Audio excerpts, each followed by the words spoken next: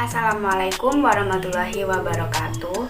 Perkenalkan, kami dari kelompok 10 kelas TIPC yang beranggotakan saya sendiri, yaitu Yonata Pundiawardani dengan NIM 2117103011024, dan juga teman saya Misti Elarsati dengan NIM 2117110301084. Dalam video ini, kami akan menjelaskan beberapa bahasan, yaitu yang pertama, deskripsi produk, yang kedua, deskripsi mikroba atau enzim, yang ketiga, persyaratan pertumbuhan atau kondisi reaksi, yang keempat, mekanisme reaksi, dan yang kelima, nilai tambah. Yang pertama yaitu deskripsi produk. Fermentasi jerami padi ini merupakan teknologi pengolahan pakan dengan memanfaatkan limbah pertanian yang diberikan tambahan probiotik yaitu mikroba selulolitik dengan metode fermentasi anaerob yang bertujuan menurunkan kadar serat kasar dan meningkatkan kandungan nutrien sekaligus sebagai metode pengawetan hijauan. Fermentasi jerami ini berkualitas baik akan dihasilkan ketika fermentasi didominasi oleh bakteri yang menghasilkan asam laktat, sedangkan aktivitas bakteri Clostridia-nya rendah. Fermentasi jerami ini merupakan cara baru yang relatif murah, praktis, dan hasilnya sangat disukai ternak karena fermentasi jerami ini juga merupakan pengganti rumput sebagai pakan ternak. Jerami padi adalah hasil samping dari tanaman padi dan digunakan sebagai sumber pakan untuk ternak oleh petani dengan skala kecil di negara-negara berkembang seperti Indonesia. Di Indonesia sendiri, jerami banyak dimanfaatkan sebagai pakan ternak dan pupuk tanaman produksi karena sangat melimpah serta murah. Pemanfaatan jerami ini sebagai pakan ternak terutama dilakukan pada saat musim kemarau di mana para peternak sulit untuk memperoleh hijauan yang berkualitas tinggi. Jerami padi merupakan salah satu limbah pertanian yang cukup besar jumlahnya. Produksi jerami padi bervariasi, yaitu dapat mencapai 12-15 ton per hektar dengan satu kali panen. Penggunaan jerami padi ini sebagai makanan ternak telah umum dilakukan di daerah tropik dan subtropik, terutama sebagai makanan ternak pada saat musim kemarau. Akan tetapi, penggunaan jerami padi sebagai makanan ternak mengalami kendala terutama disebabkan adanya faktor pembatas dengan nilai gizi yang rendah, yaitu rendahnya kandungan protein kasar, lignin, dan silika. Selanjutnya yaitu deskripsi mikroba atau enzim. Dalam pembuatan fermentasi jerami ini menggunakan probiotik dengan mikroba selulolitik. Probiotik itu sendiri adalah kultur tunggal atau campuran dari mikroorganisme hidup yang apabila diberikan ke manusia atau hewan akan berpengaruh baik karena akan menekan pertumbuhan bakteri patogen atau bakteri jahat yang ada dalam usus manusia maupun hewan. Fungsi dari probiotik itu sendiri untuk menstabilkan mikroflora pencernaan dan berkompetisi dengan bakteri patogen. Dengan demikian, strain probiotik harus mencapai usus dengan keadaan hidup dalam jumlah yang cukup. Dan berikutnya adalah mikroba selulolitik yang merupakan mikroorganisme yang akan mengeluarkan enzim selulosa yang dapat menghidrolisis selulosa menjadi D-glukosa dan akhirnya menghasilkan asam laktat, etanol, karbon dioksida, dan juga amonia. Penggunaan bakteri selulotik ini dapat merombak serat kasar serta meningkatkan protein kasar. Diharapkan pemberian probiotik selulotik ini dapat membantu dalam mencerna dan penyerapan zat gizi serta menekan mikroba yang tidak menguntungkan, sehingga efektivitas enzim dan efisiensi pakan dapat dicapai pada gilirannya sehingga lebih menguntungkan secara keseluruhan.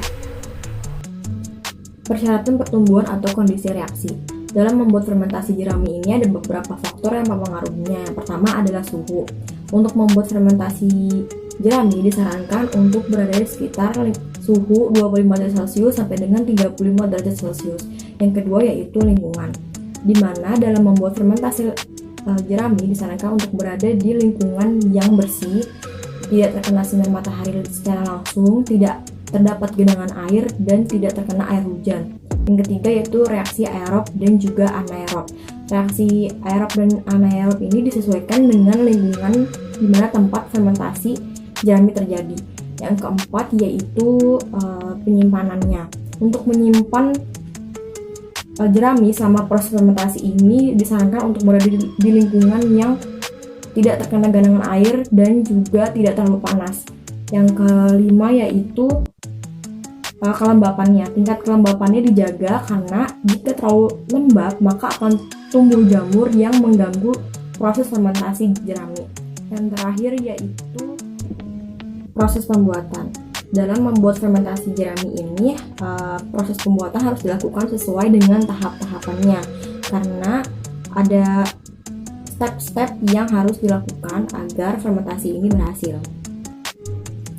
Selanjutnya yaitu mekanisme reaksi. Pada proses fermentasi jerami dilakukan dengan menambahkan probiotik bakteri selulolytik. Bakteri ini berperan untuk meningkatkan nilai protein pada jerami dan juga meningkatkan palatabilitas, asupan pakan, dan juga kinerja ternak.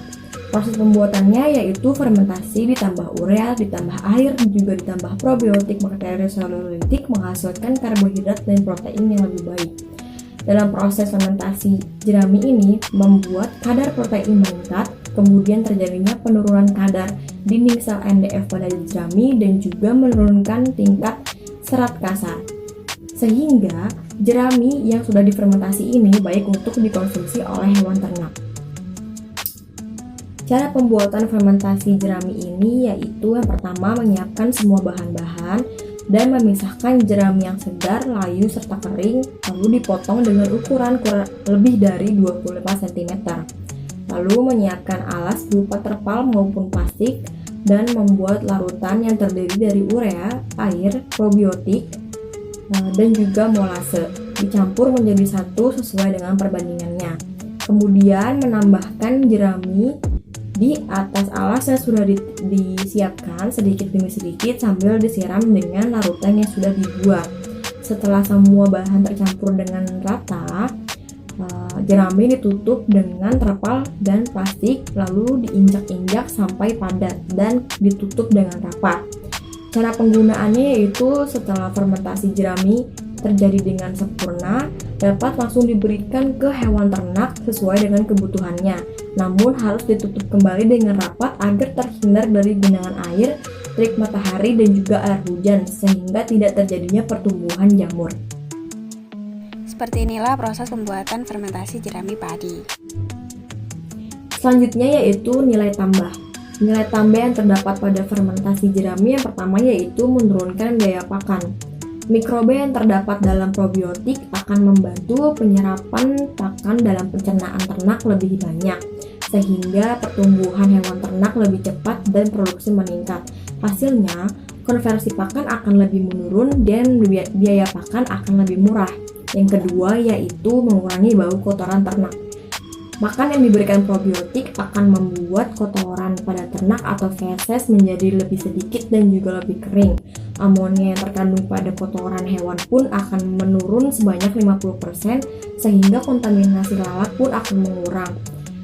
Diharapkan lingkungan di sekitar peternakan akan jauh lebih sehat dan tidak terganggu dengan bau kotoran ternak yang tidak enak. Yang ketiga yaitu mengurangi polusi. Limbah jerami biasanya akan dibakar di ladang ketika tidak dimanfaatkan. Namun karena jerami ini dimanfaatkan sebagai makanan ternak, maka diharapkan dapat mengurangi polusi dan juga menjaga sistem ekologis. Sekian, terima kasih. Wassalamualaikum warahmatullahi wabarakatuh.